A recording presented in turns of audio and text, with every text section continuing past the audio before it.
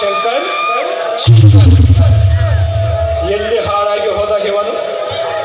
ತುತ್ತು ಕೂಳಿಗೂ ಗತಿ ಇಲ್ಲದಿದ್ದರೂ ಕೂಡ ಈ ರೀತಿಯ ಅಹಂಕಾರ ಗರ್ವಕ್ಕೇನೂ ಕಡಿಮೆ ಇಲ್ಲ.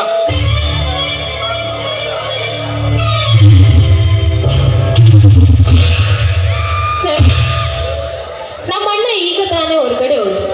ಸ್ವಲ್ಪ ಕೆಲಸ ಇದೆ ಎಂದು ಹೋಗಿದ್ದಾರೆ. ತಾವು ಯಾರೆಂದು ಗೊತ್ತಾಗಲಿಲ್ಲ. ನಾನು ಯಾರು?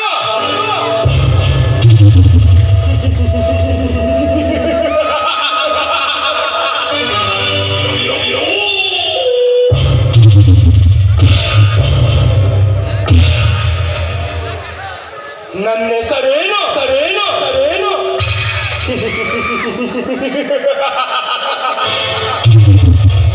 ಶಬಾಷ್ ಶಬಾಷ್.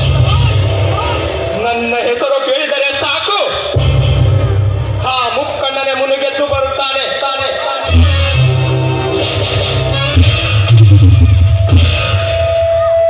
ನನ್ನ ಸುತ್ತಲಿರುವ 10 ಹಳ್ಳಿಗಳನ್ನು ಕೊಳ್ಳೆ ಹೊಡೆದು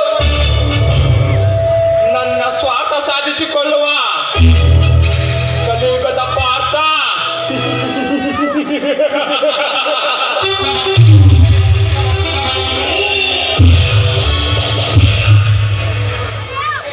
ಬೇರೆಯವರ ಸುಖ ದುಃಖಗಳನ್ನು ಲೆಕ್ಕಿಸದೆ ನನ್ನ ಸ್ವಂತ ಸುಖಕ್ಕಾಗಿ ಈ ನಾಕಾರಿಗಳನ್ನು ಮಾಡಿ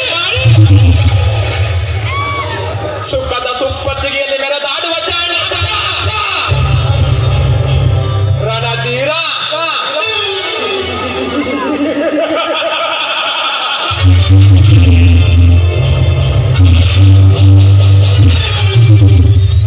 ಕಾಕಿ ಖಾದಿ ಕಾವಿ ತೊಟ್ಟಿರುವ ಈ ಸರ್ಕಾರ ನಾಯಿಗಳನ್ನು ಬೆದರಿಸಿ ನನ್ನ ಕಾರ್ಯ ಸಾಧಿಸಿಕೊಳ್ಳುವ ಅಂತರಾತ್ಮದ ಮಾಂತ್ರಿಕ.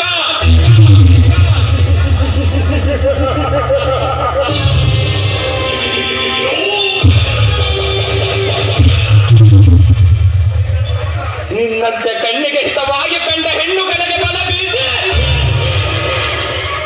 ಬಯಕೆ ತೀರಿಸಿಕೊಂಡು ಬೀದಿಗೆ ಸಿವ ಮದನ ಕಾಮರಾಜ.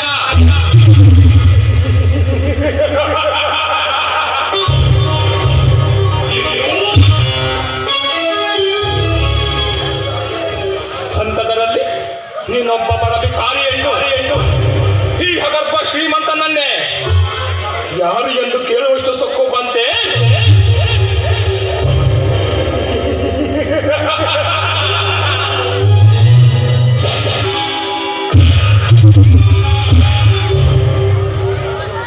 ಹತ್ತಾರು ಕಾರ್ಖಾನೆಗಳಿಗೆ ಮಾಲೀಕ,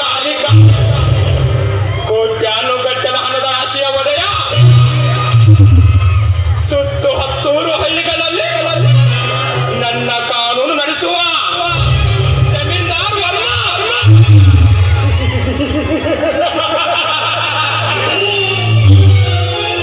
ರಾಜೇಂದ್ರ ವರ್ಮ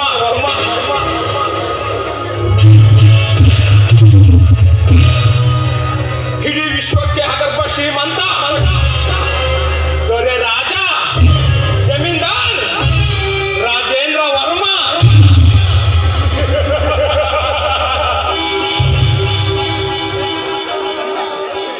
ನೋಡಿ ಸರ್, ನಮ್ಮಣ್ಣ ಮನೆಯಲ್ಲಿಲ್ಲ.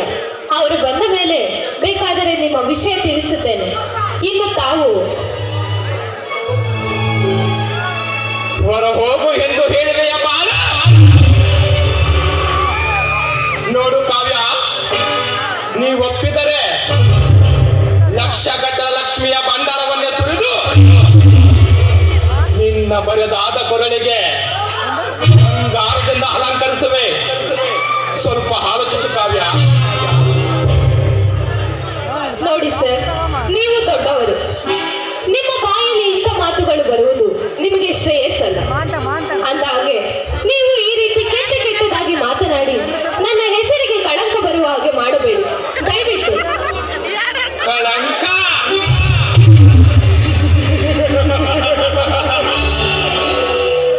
ಈ ಪ್ರಪಂಚದಲ್ಲಿ ಉಸಿರಾಡುವ ಪ್ರತಿಯೊಂದು ಜೀವಿಯು ಕಳಂಕ ಹೊತ್ತು ಬದುಕುತ್ತಿರುವಾಗ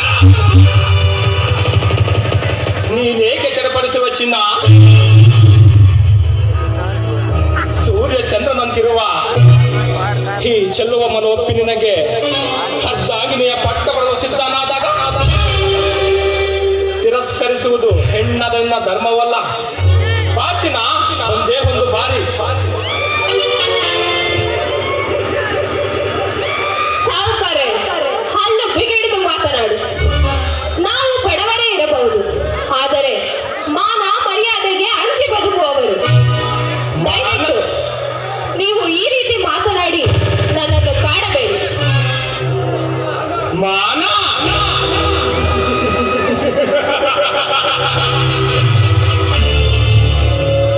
ಮರ್ಯಾದೆ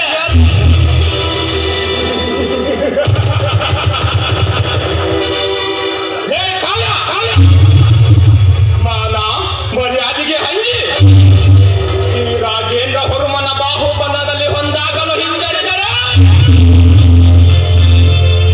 ಹಠ ಸಾಧಿಸಿ ನಿನ್ನ ಬಾಳಿನಲ್ಲಿ ಕಣ್ಣೀರಿನ ಕತೆ ಬರೆಯುವ ಕಳನಾಯಕ ನಾನಾಗಬೇಕಾಗುತ್ತದೆ.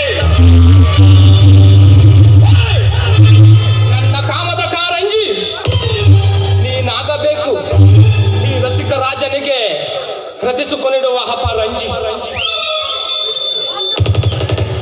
ರೀ ಮಿಸ್ಟರ್, ಮಾತು ಮರ್ಯಾದೆಯಿಂದ ಬರಲಿ. ನಿಮ್ಮ ಮಾತಿಗೆ ಹೆದರಿ ನಿಮ್ಮ ಮಂಚದ ಮೇಲೆ ಮಲಗಿ ಸುಖ ಪಡೆಯುವ ಹೆಣ್ಣಲ್ಲ ಈ ಕಾವ್ಯ. ನೋಡಿ, ನೀವು ಇದೇ ರೀತಿ ಮಾತನಾಡುತ್ತಿದ್ದರೆ ಈ ಸಮಾಜನೇ ನಿಮಗೆ ಹೇಳುತ್ತದೆ ಸರಿಯಾದ ಧಿಕ್ಕಾರ. ಲೇ ಕಾವ್ಯ, ತುತ್ತು ಕೂಲಿಗೂ ಗತಿ ಇಲ್ಲದಿದ್ದರೂ ಕೂಡ ನನ್ನನ್ನೇ ಹೆದರಿಸಿ ಮಾತನಾಡುವೆಯಾ? ಲೇ ಕಾವ್ಯ, ನಿನ್ನನ್ನು ರಂಜಿಸಿ ರಮ್ಯಾರಸನದಿಂದ ರಮಿಸಬೇಕೆಂದು ರಂಪ ಮಾಡುತ್ತಿದೆ ಈ ನನ್ನ ಮನ. ಒಂದು ಸಲ ಈ ಮನ್ಮಥರಾಜ ಮನೆತನಿಸು ಬಾ. ಕಾಮ ಪಿಶಾಚಿ, ನಿನ್ನ ಬಾಯಲ್ಲಿ ಬರೀ ಹೊಲಸು ತುಂಬಿದ ಮಾತುಗಳೇ ಹೊರಬರುತ್ತಿದೆ. ನೋಡು, ನೀನು ಇದೇ ರೀತಿ ಮಾತನಾಡುತ್ತಿದ್ದರೆ ಈ ಘನತೆಯ ಕಾಯಿಯಲ್ಲಿ ನಿನಗಿದೆ ಕಬ್ಬಾಳ ಮೋಕ್ಷ. ಕಪಾಳ ಮೋಕ್ಷ.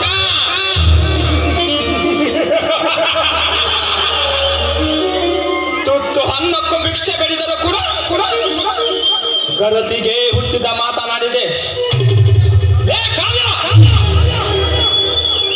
ಈ ನಿನ್ನ ಸೌಂದರ್ಯವೆಂಬ ಸ್ತ್ರೀರತ್ನವನ್ನೀರಿ ನಿನ್ನ ಶೀಲ ಸವಿಯದೆ ಬಿಡಲಾರ ಈ ವಿನಾಶ ಚಕ್ರವರ್ತಿ. ನಿನ್ನ ಸೌಂದರ್ಯವೆಂಬ ಹಾಳೆಯ ಮೇಲೆ ಕವಿಯಾಗಿ ಕವನ ಬರೆಯುವೆ. ಆಲೋಚಿಸದೆ ಹೊಂದಾಗು ಬಾ ಸುಂದರಿ. ರಾಕ್ಷಸ, ದೂರ ನಿಂತು ಮಾತನಾಡು. ನೋಡು, ಇದೇ ರೀತಿ ಕೆಣಕದೆ ನನ್ನನ್ನು ಕೆಣಕಿದೆ ಅಂದರೆ ನಾನು ಹಾಕುವ ಶಾಪಕ್ಕೆ ಗುರಿಯಾಗಬೇಕಾಗುತ್ತದೆ. ಸುಮ್ಮನೆ ಬಂದ ದಾರಿಗೆ ಸುಂಕವಿಲ್ಲವೆಂದು ಇಲ್ಲಿಂದ ಹೊರಟು ಹೋಗು. ಶಾಪ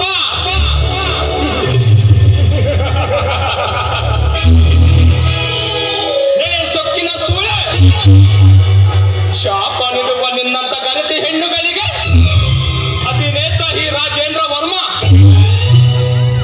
ನನ್ನ ಮಾತು ಕೇಳಿ ನನ್ನ ಬಳಿ ಬಂದರೆ ನೀನಾಗುವೆ ನಾ ಕಟ್ಟುವ ಅರಮನೆಗೆ ಹೊರತಿ. ಇಲ್ಲವಾದರೆ ನಿನಗೆ ಬರುತ್ತದೆ ಈ ರಾಜೇಂದ್ರ ಹೊರಮನಿಂದ ಪ್ರಾಣದ ಭೀತಿ. ನಿನ್ನಂತ ಗರತಿ ಹೆಣ್ಣುಗಳಿಗೆ